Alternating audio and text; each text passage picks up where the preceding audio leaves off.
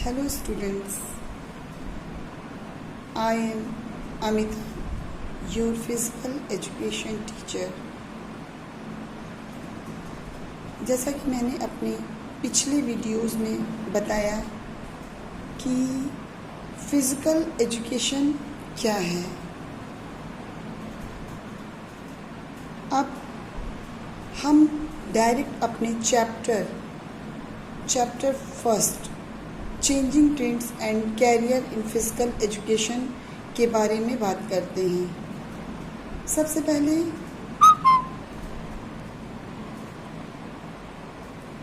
जैसा कि हमारा टॉपिक है changing trends and career in physical education, ये चैप्टर क्या है, इसमें क्या चेंज हो रहा है, किस तरह से ट्रेंड चलन चेंज हो रहा है, करियर में बहुत सारे चेंजेस हो रहे हैं। जैसे कि पहले लोग स्पोर्ट्स पर ध्यान नहीं देते थे, लोग अपने चिल्ड्रंस को अपने मन से सब्जेक्ट दिला देते थे, बच्चे की मर्जी का कोई मतलब नहीं होता था।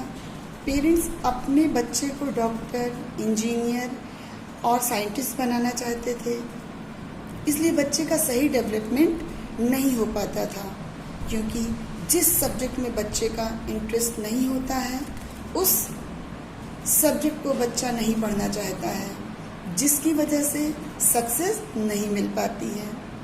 जबकि आज लोग अपने चिल्ड्रंस को स्पोर्ट्स में भेज रहे हैं, इंडिविजुअल प्रैक्टिस करा रहे हैं, स्पोर्ट्स हॉस्टल में भेज रहे हैं और पहले की अपेक्षा अब इंटरनेशनल लेवल पर इंडिया भी मेडल अचीव कर रहा है।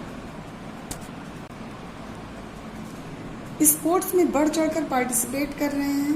For example P V Sindhu, Sania Mirza, Deepa Karmakar, Sakshi Malik, Hima Das, Geeta Phogat, Jitu राय।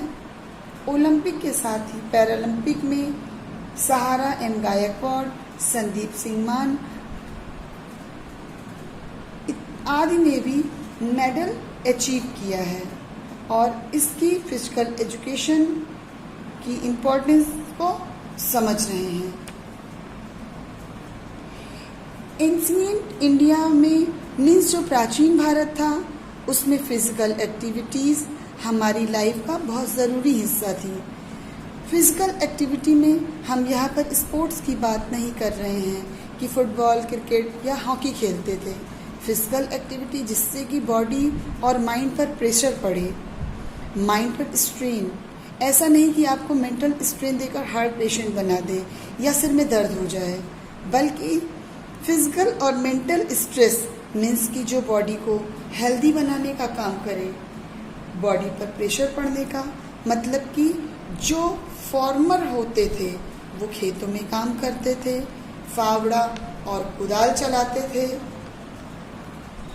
सामान उठाकर लाते थे और वुमेन्स कुएं से पानी निकालती थी, गेहूं को पीसकर आटा बनाती थी, मसाले घर पर सिलौटी में पीसे जाते थे। इस तरह से मेंस और वुमेन्स की फिजिकल और मेंटल सोशल एक्टिविटी भी हो जाया करती थी। इसी तरीके से एंशिएंट ग्रीस मीन्स प्राचीन ग्रीस में भी फिजिकल वर्कआउट पर काफ़ी जोर दिया जाता था, फिजिकल एजुकेशन को दिखाया जाता था। वहाँ के लोग एजुकेटेड होते थे, तो वे अपनी बॉडी और अपने माइंड का ज़्यादा ध्यान रखते थे। वहाँ के फिलोसफर्स सुकरात और प्लेटो का भी यही मानना था कि जो ट्रेनिंग है ये बहुत इम्पॉर्टेंट है यूथ के लिए। इसलिए हम ये जान और समझ सकते हैं कि हमारी बॉडी के लिए फ़िज़िकल एक्टिविटी बहुत ज़रूरी है, क्योंकि कुछ रहे या न रहे हमारे पास, लेकिन हमारी शरीर और दिमाग हमेशा हमारे पास रहेगा। तो इसलिए हमें फ़िज़िकल एजुकेशन ज़रूर पढ़ना चाहिए। एक एग्ज़ाम्पल जो आज की कंडीशन को देखते हुए ह्यूमन लाइफ जो फ़िज़िकल एक्टिविटी के बगैर अपने आप को असहाय सा महसूस करने लगी है, और आज जैसे लॉकडाउन होने के बाद बहुत से लोग ऐसे हैं जो कि लॉकडाउन में नियमों का पालन नहीं कर रहे हैं, उनकी फ़िज़िकल एक्टिविटी नहीं हो पा रही है, जिसकी वजह से वो मेंटली डिस्टर्ब हो गए हैं। हमारे हेल्थ की सेफ्टी के लिए ही गवर्नमेंट ने लॉकडाउन किया है, तब भी हमें समझ में नहीं आ रहा है क्योंकि हम फिजिकल एक्टिविटी नहीं कर पा रहे हैं। फिजिकल एक्टिविटी की हमारी लाइफ में कितनी इम्पोर्टेंस है ये इसी से पता चलता है। Physical education is good for our health and for our life. So what is physical education? और अब हम बात करते हैं कि फिजिकल एजुकेशन क्या है। इट मीन्स फिजिकल एजुकेशन हमारा physical, mental, social and emotional development करता है। जब हम स्पोर्ट्स में इन्वॉल्व होते हैं तो हमारी बॉडी के इंटरनल ऑर्गन्स भी एक्टिव हो जाते हैं। जिन स्टूडेंट्स के साथ या प्लेयर के साथ हम खेलते हैं उनसे हमारा रिलेशन अच्छा हो जाता है, इन द सेंस कि उनसे सोशली इन्वॉल्व हो जाते हैं क्योंकि उनसे हमारी फ्रेंडशिप हो जाती है। हार और जीत के लिए मेंटली और इमोशनली भी हम इन्वॉल्व हो जाते हैं। खेलने के बाद बॉडी थक जाती है, मेंटल प्रेशर मीन्स स्ट्रेस खत्म हो जाता है, माइंड रिलैक्स हो जाता है और भूख बढ़ जाती है।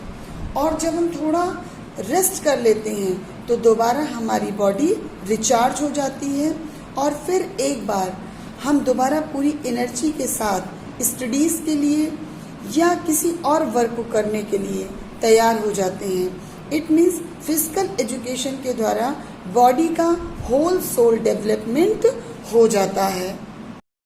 Thank you students, take care.